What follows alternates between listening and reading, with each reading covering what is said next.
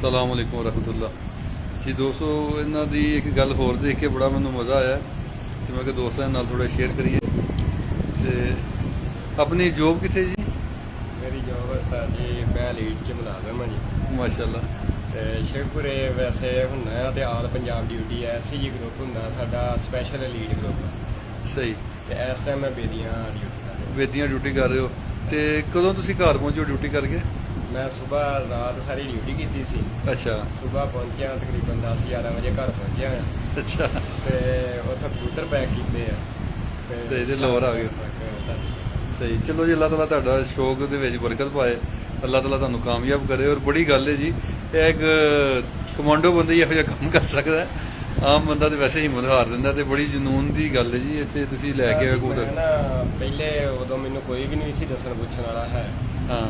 उदों मैं लख दे 1.5 लाख दे कदी 50,000 दे कदी 20,000 दे हर तनख्वाह कोई मेरी ऐसी तनख्वाह नहीं सी हुंदी जिहदे चों मैं कबूतर मुੱਲ ना लिआंदे। अच्छा। मेरे 4 पूरी छत दे 4 खुੱਡੇ आ, चारे खुੱਡੇ भरे हुंदे सी। सही। मैं बाद तुहाडीਆਂ ਵੀਡੀਓ देख के ना साजी विचों छांडी मारदा ਰਿਹਾ ਆਪਣੇ ਦਾ। अच्छा अच्छा। ਤੇ ਇਹ ਰਹਿ ਗਿਆ ਸੀ ਮੇਰੇ ਕੋਲ ਜਿਹੜੇ ਲੈ ਕੇ ਆਇਆ। ਸਹੀ। ਅਖੀਰੀ ਜੀ ਦਾ ਮੈਨੂੰ ਫਿਰ ਜਿਹੜੇ ਮੇਰੀ ਸਮਝ ਤੋਂ ਬਾਹਰ ਸਗੇ ਜਿਹੜੇ जी जी। ਤੇ ਫਿਰ ਆ ਤੁਹਾਡੇ ਕੋਲ ਲੈ ਕੇ ਆਇਆ ਤੇ ਤੁਸੀਂ ਕੱਢੇ ਆ ਸਾਰੇ ਕਬੂਤਰਾਂ ਦੇ ਵਿੱਚੋਂ ਜੀ ਕੱਢੇ ਆ ਜੀ 4 5 हाँ 5 10 15 ਕਬੂਤਰ ਕੱਢੇ ਆ ਜੀ।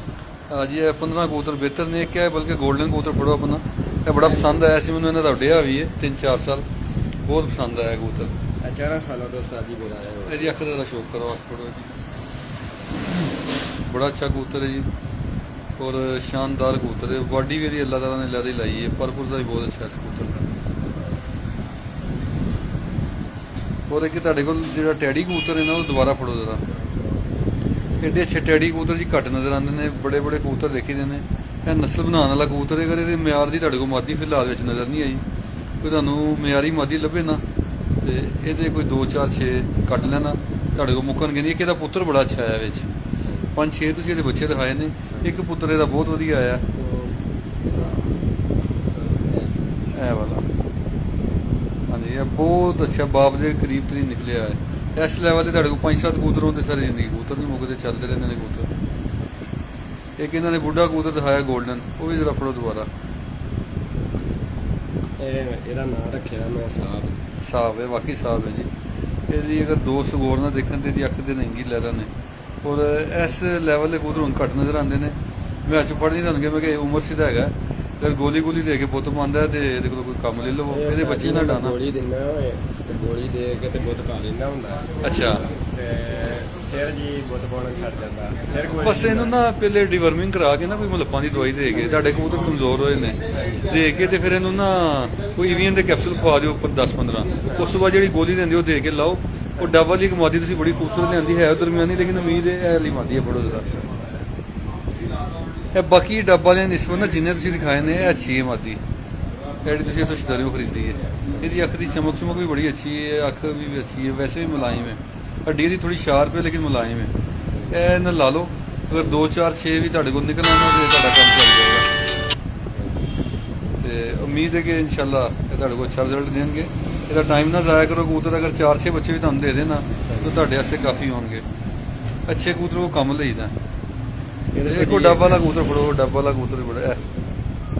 एक है कबूतर तुहाडा बहुत वधिया, यह भी अगों डान वाला भी है, बनाने वाला भी है। बाकी जिन्हें तुसीं डब वाले दिखाए ना ज़्यादा रंगीन टीवी ने। यह कबूतर बहुत वधिया है, बहुत शानदार है, मज़ा आया कबूतर देख के। इस लैवल के कबूतर रखो।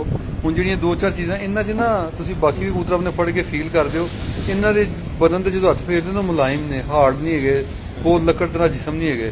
कोशिश करो इस तरह के मुलायम और रेशम कबूतर होन।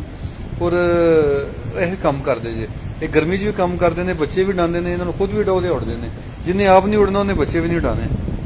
तो यह कबूतर ने जी इन्होंने तकरीबन बेहतर ने। एक मादी है फड़ो वाली, यह किसी दोस्त को लियाए सन फैसलाबाद तो। यह बहुत अच्छी मादी है इन्हों की। यह मैं इन्होंने कहा ऐसे गोल्डन ना ला लो, यह डब वाले कबूतर ना। यह इन्होंने को इंशाल्लाह अच्छा रिजल्ट देगी, बड़ी उम्मीद है मैंने। अच्छी कबूतरी हैगी, क्वालिटी वाइज बहुत अच्छी है। इधर बच्चे रुल गए ने बेचारे, वैसे इन्हों की हालत खराब हुई है।